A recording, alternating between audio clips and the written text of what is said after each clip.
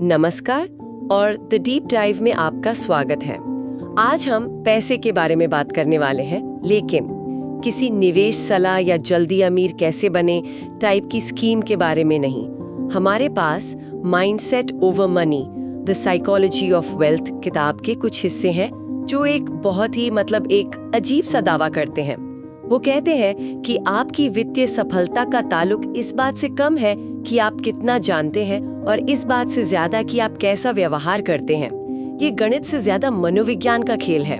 चलिए इस पर थोड़ी गहराई से बात करते हैं। ये एक बहुत ही मजेदार शुरुआत है क्योंकि ये फाइनेंस को उसकी डरावनी और जटिल दुनिया से बाहर निकालकर हमारे रोजमर्रा के जीवन में ले आता है। हम सब पैसे के साथ एक रिश्ता रखते हैं और ये स्रोत उसी रिश्ते को समझने में हमारी मदद करता है। मतलब ये स्प्रेडशीट और चार्ट से हटकर हमारी सोच, हमारे डर और हमारी उम्मीदों के बारे में है। बिल्कुल। और यहीं पर पहली बात मुझे थोड़ी चौंकाने वाली लगी। किताब का एक मुख्य बिंदु है, कोई भी पागल नहीं है। अब सुनने में तो ये आम सी बात लगती है, लेकिन पैसे के मामले में इसका क्या मतलब हुआ?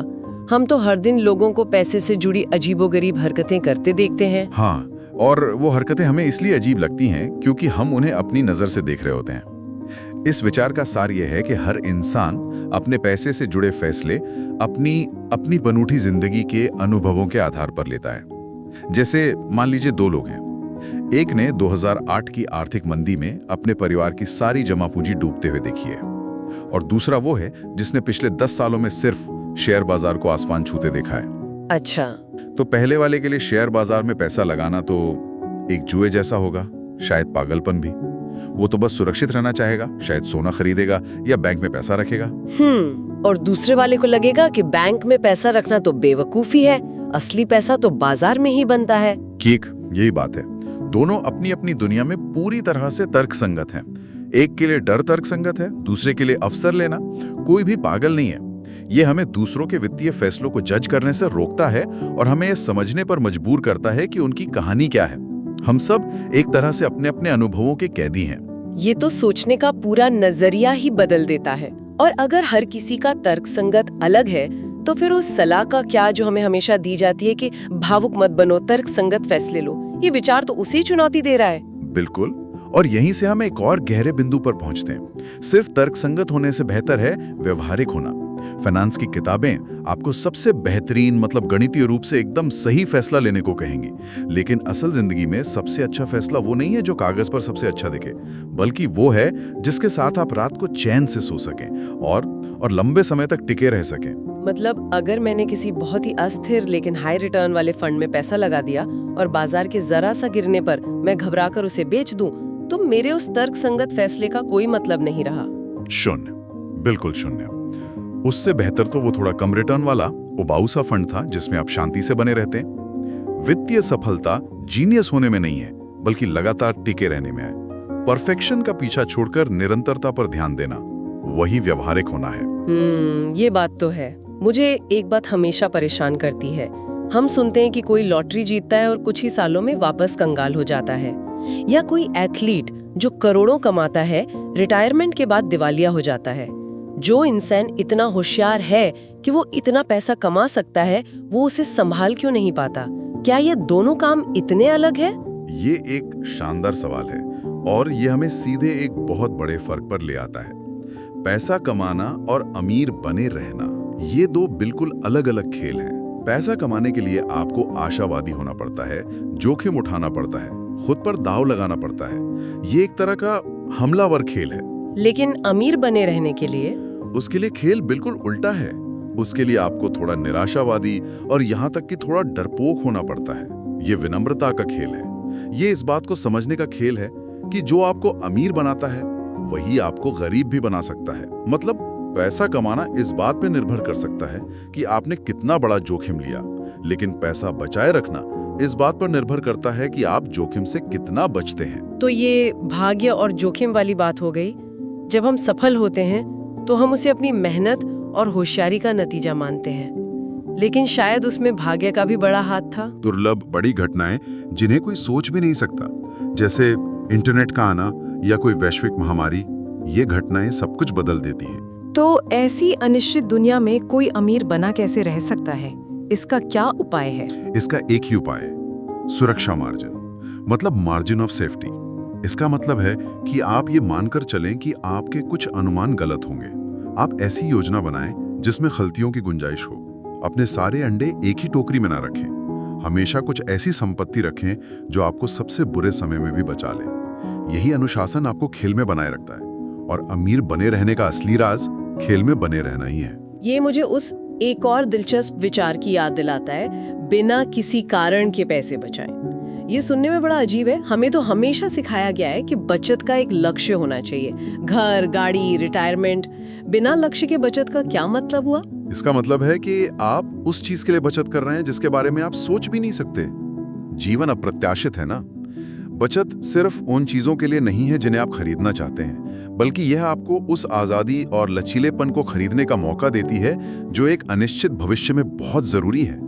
ये एक तरह का सुरक्षा कवच है जो आपको जीवन के झटकों से बचाता है, और जब कोई अप्रत्याशित अवसर दरवाजे पर दस्तक दे तो उसे अपनाने की ताकत देता है। तो अगर हम बचत कर रहे हैं, सुरक्षा मार्जिन रख रहे हैं, तो सवाल उठता है कि हम ये सब कर क्यों रहे हैं?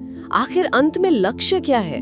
क्योंकि हम ऐसे बहुत से अमीर लोगों को देखते हैं जो खुश नहीं लगते हैं। वो हमेशा और ज्यादा की दौड़ में रहते हैं, और वो दौड़ कभी खत्म नहीं होती। इसे कभी भी पर्याप्त नहीं, मतलब नेवर इनफ का जाल कहा जाता है। इसका सबसे बड़ा कारण है सामाजिक तुलना। हम अपनी दौलत को अपनी जरूरतों से नहीं, बल्कि अपने आसपास के लोगों से नापते हैं। किसी दोस्त ने बड़ी गाड़ी खरीद ली तो हमें अपनी गाड़ी छोटी लगने लगती है। किसी ने बड़ा घर ले लिया तो हमें अपना घर कम लगने लगता है। ये मुझे हमेशा उस सोशल मीडिया फीड की याद दिलाता है जहाँ कोई दोस्त यूरोप में छुट्टियां मना रहा है और अचानक आपको अपना वीकेंड प्लान बोरिंग लगने लगता है।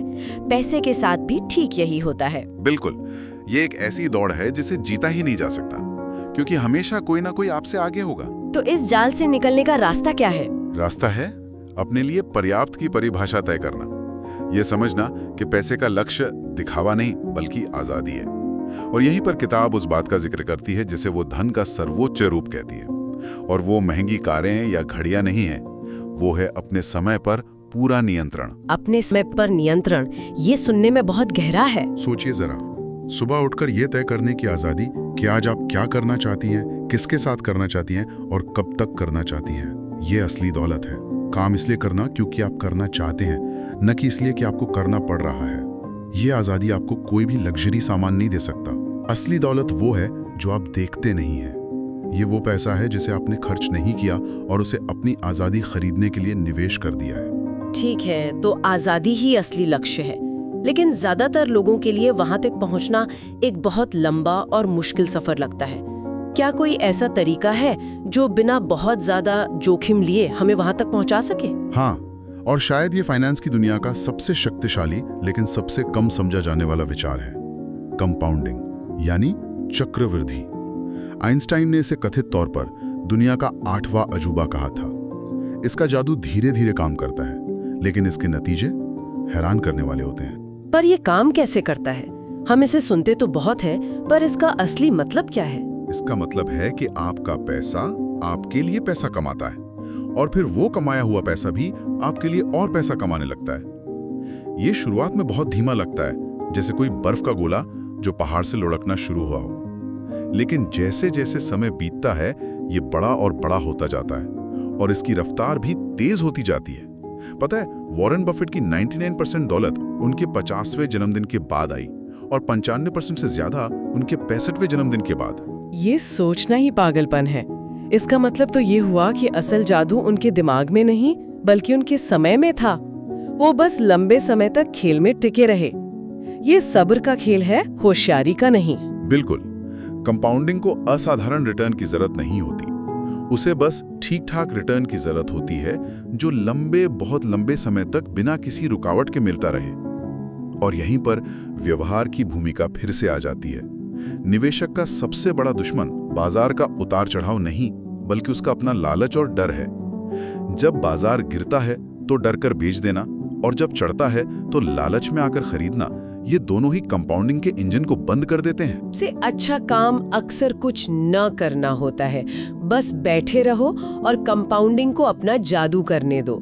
ये जितना आसान लगता है, करना उतना ही मुश्किल है। ये सबसे मुश्किल काम है क्योंकि हमारी पूरी दुनिया हमें हर पल कुछ करने के लिए उकसाती है, लेकिन दौलत बनाने का रास्ता अक्सर उबाऊ और शांत होता है। तो अगर हम इस पूरी चर्चा को समेटें तो एक बहुत ही अलग सी तस्वीर उभरती है।